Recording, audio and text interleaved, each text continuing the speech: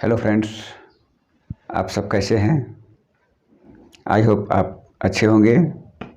अभी होली का त्यौहार चल रहा है और आप लोग होली में आनंदित होंगे, मैं ऐसा उम्मीद करता हूं। और मैंने कई दिनों से वीडियो नहीं डाल पाया था, मेरे साथ कुछ समस्या थी। फिर आज सोचा कि नहीं, एक वीडियो देना चाहिए, बहुत ज़्यादा गैप भी सही नहीं होता है। इसीलिए मैं आज आपको एक बहुत ही छोटी लेकिन बहुत ही इम्पॉर्टेंट बात बताने जा रहा हूँ। खास करके वैसे स्टूडेंट्स जो पहली बार किसी एग्ज़ाम में अपीयर होने जा रहे हैं, उनके लिए। वैसे तो ये सबके लिए महत्वपूर्ण है, लेकिन उनके लिए बहुत ज़्यादा महत्वपूर्ण है। होता ये है कि आप एग्ज़ाम हॉल में घुसते हैं और आप बहुत ही घबराए हुए रहते हैं समय को लेकर, लेकिन ऐसी कोई बात नहीं है। आपको पर्याप्त समय मिलता है, लेकिन आप घबरा जाते हैं। घबराना बिल्कुल भी नहीं है। आप आराम से सारी प्रक्रियाओं को पूरा करते हुए इत्मीनान से अपने स्थान पर बैठें। और आजकल जो क्वेश्चन का एक चलन चला है, और ये सेटर एक ऐसा दिमाग लगाते हैं, ये पहले से भी चल रहा था, लेकिन आजकल को ये जो ज़्यादा हो गया है कि आप एग्ज़ाम हॉल में बैठते हैं, क्वेश्चन आप सॉल्व करने के लिए। आजकल तो लगभग सभी एग्ज़ाम ऑनलाइन ही होते हैं। उसमें आप देखते हैं कि स्टार्टिंग के कुछ प्रश्न टफ होते हैं, चाहे मैथ हो, रीजनिंग हो। आप टफ भी ऐसा होता है कि बिल्कुल आपको ललचाने वाला होता है। मीन्स ऐसा है कि आप उस क्वेश्चन को बना सकते हैं, कॉन्फिडेंस के साथ उसे बना सकते हैं, लेकिन उसमें आपको टाइम देना होगा। मीन्स टाइम टेकिंग क्वेश्चन होता है। मीन्स वो ऐसा क्वेश्चन दिया कि आप जान रहे हैं, लेकिन उसमें आपको निश्चित रूप से कुछ टाइम लगेगा। हो सकता है 2, 4, 5 मिनट तक भी उसमें टाइम लग जाए। और स्टार्टिंग में ये क्वेश्चंस 2-4 क्वेश्चंस रहते हैं, बीच बीच में पहला तीसरा, ऐसा करके मतलब स्टार्टिंग में ही आपको ये सारे क्वेश्चंस मिलेंगे। उसमें होता क्या है, जो नए नए स्टूडेंट्स एग्जाम में अपीयर हो रहे हैं, उनको लग रहा है कि मैं क्वेश्चन तो जानता हूँ, मैं बना दूंगा इसे। लेकिन वो सोचते हैं, फिर बनाने लग जाते हैं, या फिर ये सोचते हैं कि एक क्वेश्चन अच्छा, इसको छोड़ देते हैं, फिर अगला क्वेश्चन देखते हैं, फिर 1-2 क्वेश्चन छोड़ते हैं, फिर उसी टाइप का उसको क्वेश्चन मिल रहा है, तो वो लोभ में फंस जाते हैं कि भाई क्वेश्चन तो सब इसी लेवल का है। अगर क्वेश्चन को हम छोड़ते चले जाएं तो फिर बनाएं क्या। और क्वेश्चन हम जान रहे हैं, और इस चक्कर में वो क्वेश्चन को बनाना शुरू करते हैं। और स्टार्टिंग का जो क्वेश्चन होता है, जो टफ क्वेश्चन होता है, मीन्स टाइम टेकिंग होता है, उस क्वेश्चन को वो बनाते हैं। और इससे होता क्या है, टाइम उसका बहुत ज़्यादा वेस्ट हो जाता है।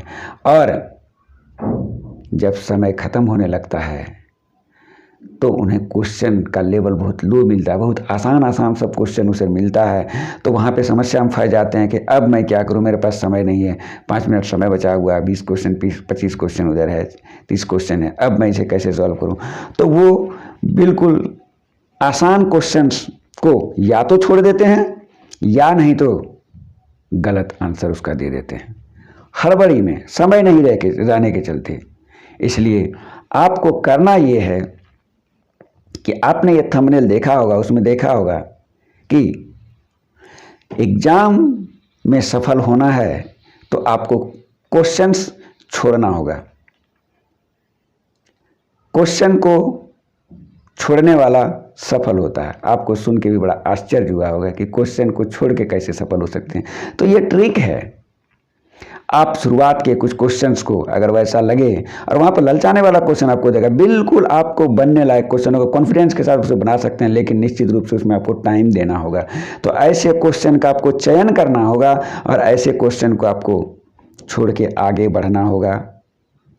अगर आपके पास लास्ट में समय बचे तो उसको आप बनाएं, अन्यथा उसे छोड़ दें। निश्चित रूप से आपके पास समय बचेगा। अगर ऐसा करके आप चलते हैं तो आपको समय मिलेगा अंत में, और उस समय का सदुपयोग करते हुए आप वैसे क्वेश्चंस को सॉल्व करें। आप ऐसा कभी मत सोचें कि बिल्कुल सिलसिलेवार ढंग से हम 1 बाय 1 सारे क्वेश्चन को हम बनाते जाएं। ऐसे में आप डिफ़िकल्ट क्वेश्चन में फंस जाएंगे और इजी क्वेश्चन या तो आपका छूट जाएगा या नहीं तो आप हड़बड़ में गलत आंसर कर देंगे। ऐसा मेरे साथ कई बार हुआ और मैं इसे एनालाइज किया और इस निष्कर्ष पर पहुंचा कि ये करना बिल्कुल ज़रूरी है।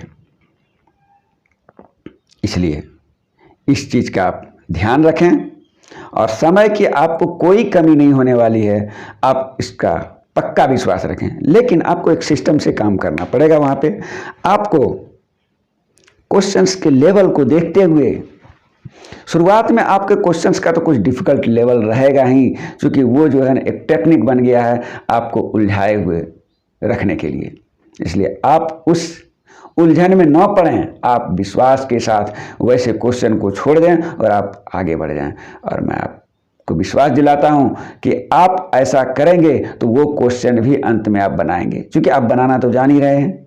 समय की कमी थी, वो कमी आपको उधर से पूरी हो जाएगी, यानी कि उस आप आगे जब बनाएंगे तो इजी क्वेश्चन मिलेगा, बहुत कम समय में आप उसे सॉल्व करते जाएंगे और वो समय जो आपका बचेगा उसे आप यहाँ पे एडजस्ट कर सकते हैं। क्योंकि ऐसा नहीं कि सारा क्वेश्चन टाइम टेकिंग होता है। कुछ क्वेश्चन ऐसा कि आप पढ़ेंगे और उसका आंसर आपके माइंड में आ जाएगा विदिन 5 सेकेंड। जो आपको समय लगेगा बस उसको ये क्लिक करके कलर करने में जो भी समय लगेगा और उसको सॉल्व करने में कोई समय नहीं लगेगा। तो ऐसे सब क्वेश्चन को आप आगे करके सॉल्व, और ये सब क्वेश्चन आपको मिलता है बाद में, आधा प्रश्न सॉल्व करने के बाद। इसलिए आप इसका निश्चित रूप से ध्यान रखें और इसी प्लानिंग के तहत आप किसी भी एग्ज़ाम में प्रश्न को हल करें। खास करके मैथ और रीजनिंग के क्वेश्चंस में ये लागू होता है। बाद बाकी जीके जीएस तो आप जान रहे हैं, उसमें तो कैलकुलेशन की कहीं कोई बात आती नहीं है। जान रहे हैं तो आपको बनाना, नहीं जान रहे हैं तो फिर छोड़ना पड़ेगा, कोई उपाय नहीं है। मैथ रीजनिंग का क्वेश्चन जब आप सॉल्व करें, इस चीज़ को आप निश्चित रूप से ध्यान में रखें। और आज मैं इतना ही छोटा सा एक जानकारी दिया, लेकिन एक बहुत इम्पोर्टेंट जानकारी है। आप निश्चित रूप से इसको इस नियम को अप्लाई करें।